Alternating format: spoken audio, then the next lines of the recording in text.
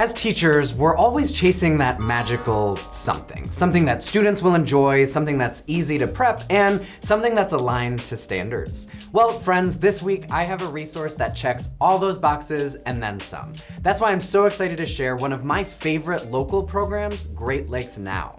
Whether you teach science, social studies, ELA, or you're looking to integrate media literacy into your instruction, this program has something for you. So if you've ever struggled to make science relevant, wished for flexible interdisciplinary activities or lessons that fit your already packed day, or if you've wondered how to get students excited about environmental issues or media literacy, stay tuned. What is Great Lakes Now? Great Lakes Now is exactly what it sounds like. News, updates, issues, features, and education from all over the Great Lakes. It's a monthly show that's all about what's happening now in connection to the Great Lakes region. But okay, valid question. Why do lakes need a news show? Well, it turns out that the Great Lakes and lakes everywhere actually have an enormous impact on the ecosystems and societies that are connected to them. So it's important for us to understand what's happening with them. Why? Because our food and drinking water sources are connected to the lakes. Because the plants and animals that depend on them matter to us. Because our lakes are used for transportation, and don't forget, recreational use. The list goes on and on. For our students, this means having opportunities to be informed about a variety of issues that can help them practice media and news literacy, giving them glimpses into other communities that are close by but might seem pretty different, and introducing them to science and social studies concepts that are very real in terms of how they're impacting people and ecosystems on a larger scale. Environment and climate-related journalism and education has been increasingly important as we continue to face the realities of the climate crisis and the levels of information and education our young people need to feel equipped to design, create, and participate in more sustainable futures. In fact, in 2023, PBS launched a national initiative to celebrate the beauty of U.S. landscapes and biodiversity while educating viewers on environmental issues and climate solutions. And many Michiganders know Great Lakes Now was around before this national effort really took hold, and it has become a model for newer programs. And Great Lakes Now programming continues to grow. The monthly show always includes really interesting stories around a theme, but there are also online columns that you can read about everything from shipwrecks in the lakes to stories about fish populations and stories and lessons from Indigenous writers about their lakes.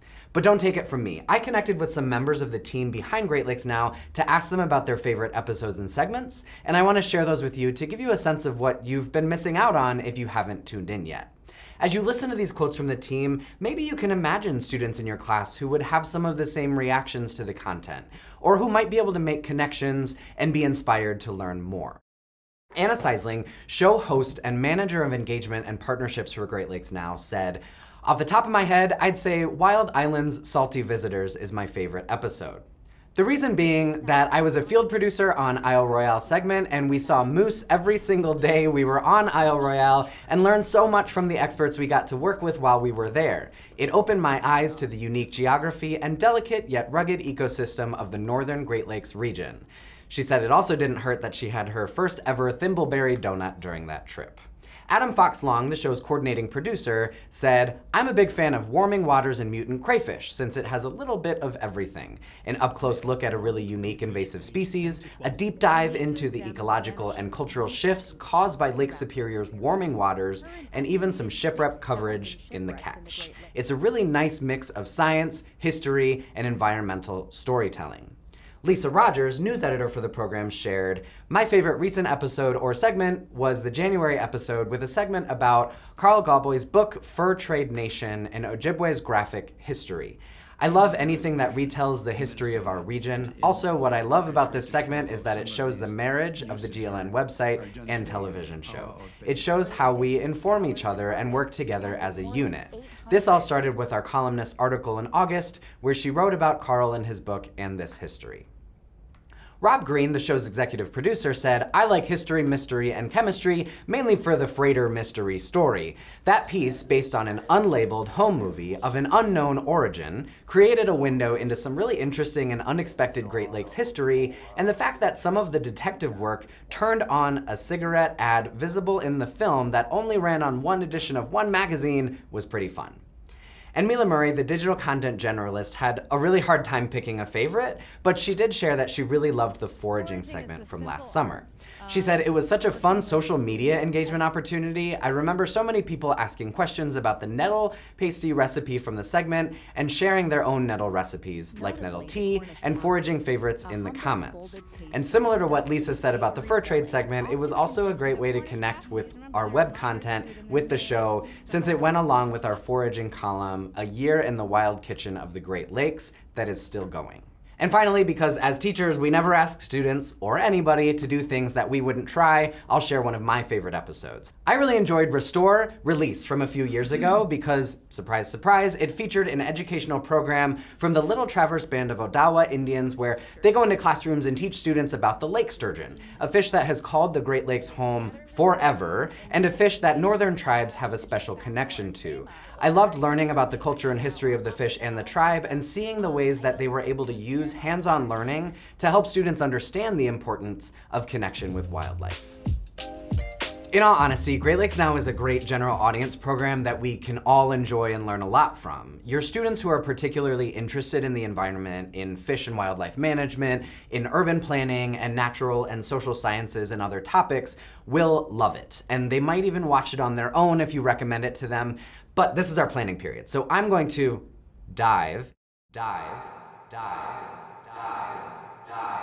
into what makes this program especially well suited for teaching and learning.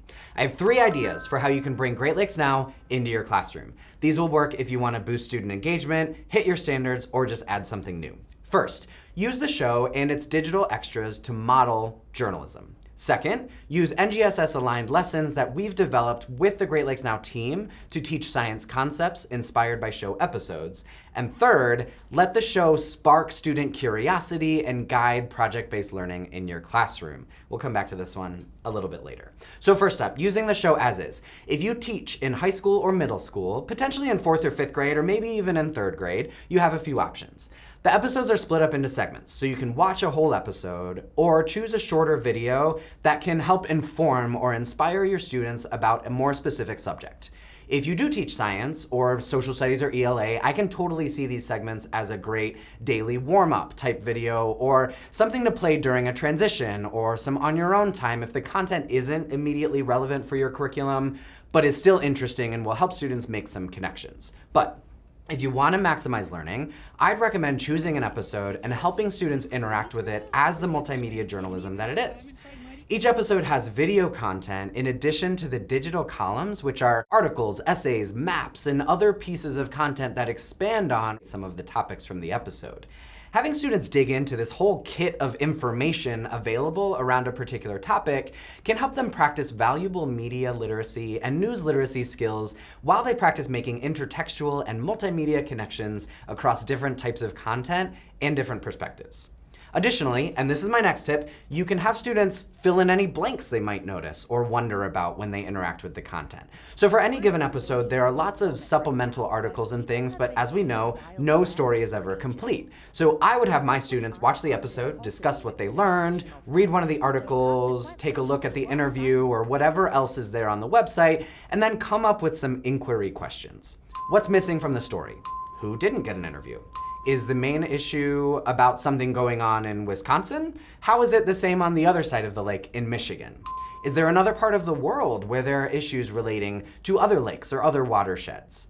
You could also focus in on a disciplinary question. Most of these episodes have something that students could bring into math, statistics, or scientific analysis. They would need to look up additional data points or stories, and then they could maybe create a graph or a visual organizer or a map to indicate some observations or analyses. Finally, if you want ready-to-use lesson plans for your science classroom, we've got you covered. We've actually partnered with the Great Lakes Now team to create thorough, high-quality, NGSS-aligned lesson plans that leverage episode content alongside nonfiction articles, modeling activities, and research and investigation prompts.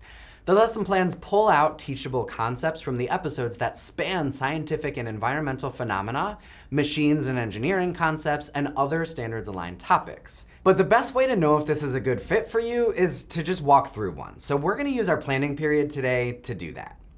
I've got the lesson plan from the episode called Dynamic Populations about the complicated moose and wolf populations on Isle Royale off of the Upper Peninsula. Now, I love this lesson because it gives students a chance to see Isle Royale, which is the only national park in Michigan and is a particularly interesting national park, mostly because it's an island. But the island also has some remarkable cultural and ecological history. Anyway, the lesson plan starts off with the GLN segment so that students witness what the island is like, and they learn initially about some of the challenges involved with trying to maintain balance between the moose and wolf populations. Then, as we go forward, students have a reading opportunity that can help build additional context for thinking about animal populations over time and conservation efforts. The article is about how conservation efforts have helped Michigan's bald eagle population soar in recent years, so students will have an additional reading to help them think more broadly and more critically about animal populations and how animals can act as stewards of ecosystems. The third activity actually invites students to act as conservationists and data scientists and citizen scientists by tracking and graphing wolf and moose populations on Isle Royale over time. Now, I love this activity because it connects scientific research with mathematical storytelling by empowering students to think about how graphs and data visualization can tell stories. Finally, as we continue, the lesson ends with some activities that invite students to learn more about the ongoing population research that's currently happening on Isle Royale and the ways that they can actually conduct research in their own communities. And that's where this lesson and other Great Lakes Now lessons become more than just a lesson. It's the perfect starting point for project-based learning, where students take what they've seen, they ask their own questions, and they start creating their own stories, models, or research projects that are driven by a curiosity they have about an animal community or an ecosystem nearby. This is a powerful opportunity to help students see themselves as scientists and practice scientific and mathematical reasoning.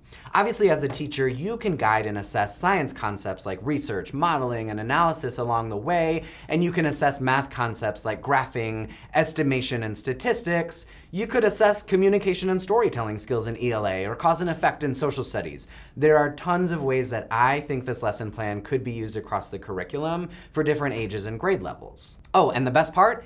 There are 35 of these lessons on our site and on the GLN site. 35 full lessons with multiple interdisciplinary activities that will challenge your students. And I'm not trying to tell you how to do your job, but I guess what I am saying is I feel like you could do one each week for the whole school year. Or you could work harder and come up with 5 days of lesson plans on your own every week. Finally, my last and possibly my favorite recommendation for using GLN in the classroom is, no surprise to anyone, a media challenge. If you've been following this show, I've talked a few times about using high quality model content to inspire student producers and storytellers. Great Lakes Now is a really well-made show, and it's something I think a lot of students could and would enjoy trying to emulate. One of the cards in our media activity deck is perfect for this. The prompt is record a science documentary, and it says research an environmental issue or showcase an ecosystem in your local community. How can you use images and sound, like narration, sound effects, natural sound, and music, to document your topic and have an impact? This could be a fantastic way to assess students' knowledge about an environmental or science topic that you've been studying. Say you've been learning about watersheds, or light pollution, or soil erosion, and you frame this as a way for students to demonstrate their understanding by applying their knowledge and using disciplinary vocabulary to create a segment that highlights the concept or phenomenon in your community. You could help by planning a field trip or even a walk around the school to give them an opportunity to collect some footage that they can bring into a short video that achieves their purpose. Of course, I'm all about student voice and deepening research and writing opportunities, so I'd also invite you to think about going big and asking students to create content about topics or phenomena that they are interested in, that they've noticed in their community, or that they've learned about on their own, on social media or in other documentaries. 9 times out of 10, if you give students an opportunity to investigate and comment on a climate or environment issue, They come up with some incredible inquiry questions and commentary that they can turn into explainer videos, PSAs, and other relatively low-lift but high-impact pieces of video content.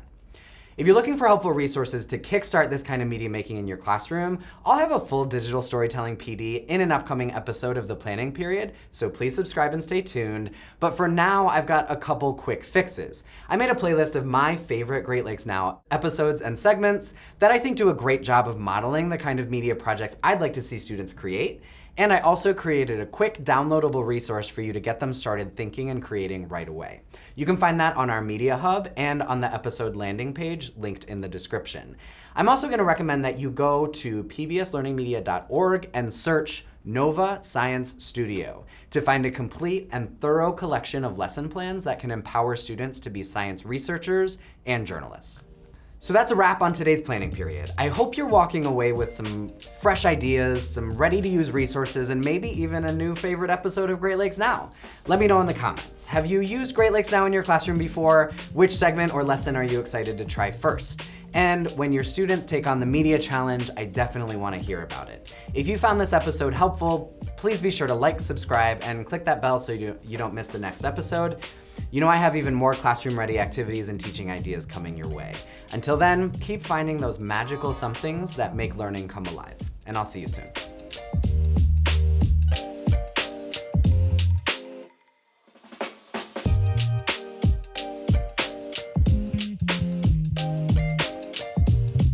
This program is made possible in part by the state of Michigan and by viewers like you. Thank you.